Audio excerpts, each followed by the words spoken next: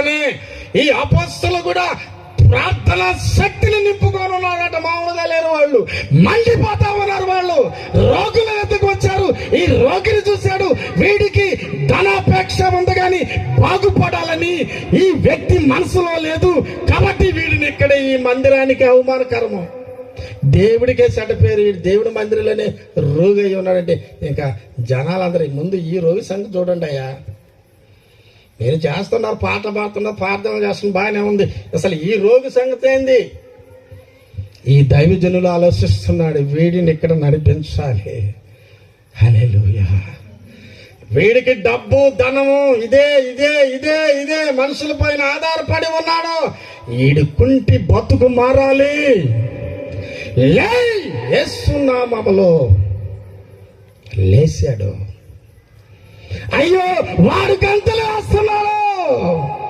కష్ట నష్టములు నన్ను చుట్టి ముట్టిన, దుఃఖయాదులు నన్ను బాధించిన, నే సాగెద యేసుని మార్గములో, నే పాడెద హోసన్న హోసన్న హోసన్నా యేసన్నా యేసన్నా హోసన్నా.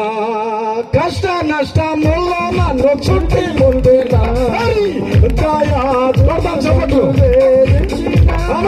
కష్ట నష్టముల్లో నన్ను చుట్టి ముట్టినా, దుఃఖయాదులు నన్ను సాగెద యేసుని మార్గములో, పాడెద హోసన్న హోసననే హోసన్నా హోసన్నా హోసన్నా హోసన్నా హోసన్నా హోసన్నా యేసన్నా యేసన్నా. హల్లెలూయా. ఆ దేవుని మందిరములో గంతలు వేస్తున్నాడు. హల్లెలూయా హల్లెలూయా. ఎవడు ఈ అరిసేవాడు ఎవరని ఆ ప్రార్థనలో ఉన్నటువంటి వారు ఇతర వైపు చూస్తూ ఉన్నారు.